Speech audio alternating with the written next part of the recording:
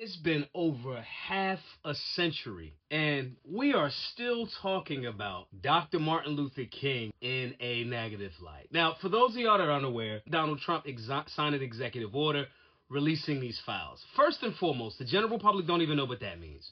They think that that means every bit of information is going to come out at exactly one time. It's not going to be redacted, and that's just not true. Secretly sleeping with hordes of white women. He had sexual orgies and forced them to get with the program. Basically, they saying Dr. Martin Luther King was running what now terms would be termed a Diddy party. It turned the internet into a fucking Gossip Girl session. The rumor that Dr. Martin Luther King has had affairs has circulated for decades at this point. His wife, Coretta, said that's not true. Now, somebody could say, of course she's going to say that. She was down with the movement, whatever. That's his wife. During the 60s, there was COINTELPRO. COINTELPRO was literally put there to character assassinate leaders, figures more specifically in the black community. Hoover had his issues. Some people speculate that Hoover was a homosexual male, had his whole cross-dressing thing going on.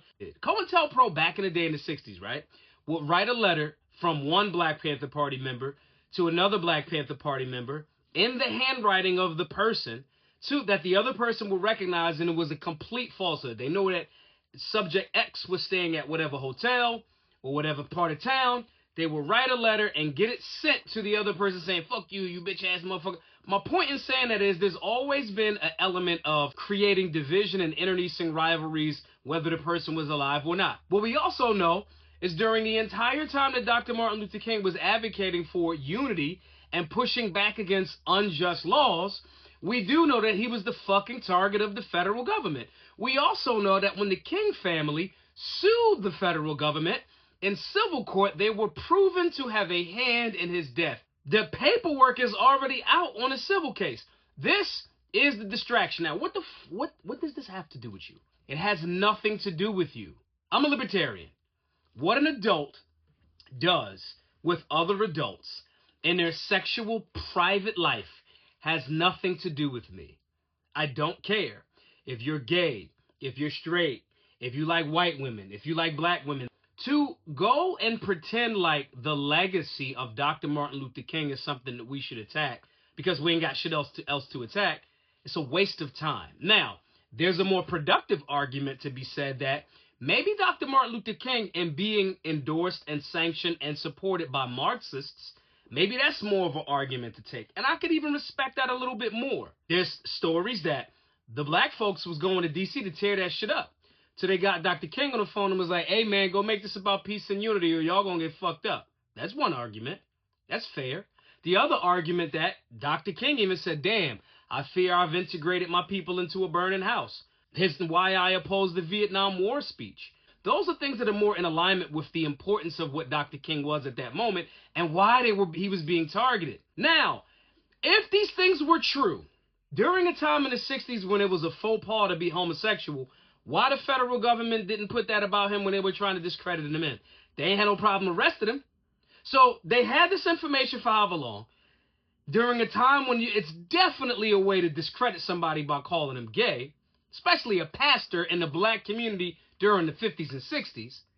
They didn't do it. Mind you, they supposedly was following him, tapping his phone. So there's no recordings of it. And maybe it'll come out later. I'll concede to that. So there's no recordings of it. There's no photos of it. You didn't use it to try to slander him then. You had the information to assassinate his character, but you just decided to assassinate him with bullets. Information that's coming from the same federal agency or the deep state that we say we don't fucking trust. So maybe the argument is the federal government got that information and blackmailed him. So even if it is true, and if y'all blackmailed him, that still makes the fucking federal government the bad guy. So either we're listening to bad guys in the deep state when convenient, or we're not. Y'all love gossiping. Y'all some I got the tea people. I need to get you a saucer and get a table with some other girls for you to talk about. This has nothing to do with closing the borders, ending the trillions in debt, stopping the ceaseless wars. What does this supposed new information that damages the legacy of unequivocally one of the most unifying men ever, that the government still killed and hated him when he was alive? Tell me how this new so-called information improves the quality of life for Americans. Tell me how it improves the economy. Everybody talking about egg prices now. Tell me how this gets the egg prices down. When you bring up the contradictions, the vile contradictions that the founders of America had, oh, they were flawed men. They still did great in the world. They did X, Y, and Z. Why can't you apply that to this situation, even if you do believe it's true? Why? Let's say all of this is true. I don't believe it. I don't care. I wasn't there. But let's say it was. Dr. King didn't own humans. And I know some of y'all going to say, but he was a Marxist. During that time in the 30s, 40s, 50s, and 60s, if what is being presented as free market capitalism means you blacks are treated like denizens and second-class citizens, why the fuck wouldn't I look for a different political backdrop? Why, if the communists show up and go, this is wrong, they're treating you wrong, let's try this political outlook and we'll help support you. Why wouldn't somebody try that?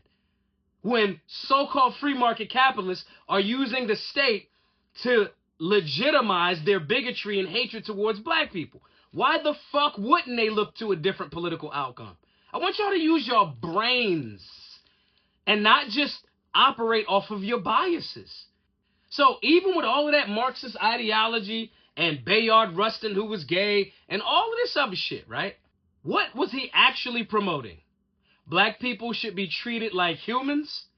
White people, black people, and all nation creeds and colors should be working together.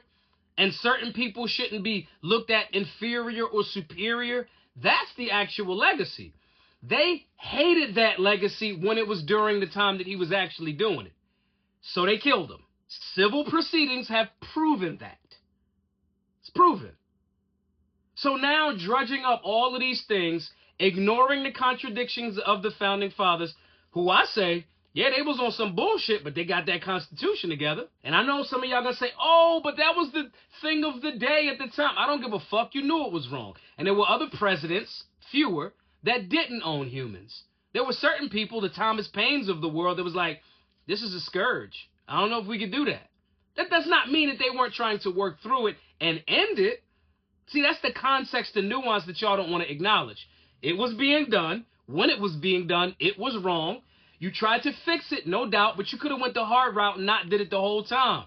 Somebody saying that and communicating that robustness of that does not mean you're denigrating their productive additions to society, but at the same time, it don't mean you're going to give them a pass for that. Hence, when y'all say these were flawed men, apply that same logic here. And bigger than anything, stop talking about this shit. It doesn't make you any money. Well, some of y'all will do. Charlie Kirk been trying to kick this shit for 2-3 years off on Dr. King's, the day we celebrate his holiday. So some of y'all may get some money off of it, and that's really what I think it is. It's some money grift and all of that. Cool, do what you do. Free market enterprise, right? And if you are getting bread off this shit, some of us going to be like, this is pointless. It'll help your pockets, your clicks, your likes, your views, whatever you got going on, no doubt. But it won't help America. In no way, shape, or form. Then the last thing that you got to ask yourself is, it all hasn't been released yet. When are they going to release the specifics about who pulled the trigger? They seem to conveniently want to further discredit this person with this paper trail going this way. We'll release this part first, right? They put that part out, but not the government's involvement in it. And most people don't even know that there was a civil case that the King estate won some years back. So let's diss him, then say, oh, well, he was a Marxist, he was a commie, he was there. Let's put that out there. Then if we even get to us as the deep state killing him, then it's okay because he was a commie. The chessboard is big, guys. Pay attention to all of the fucking moves on the board. And in this scenario, there's no fucking move that benefits you.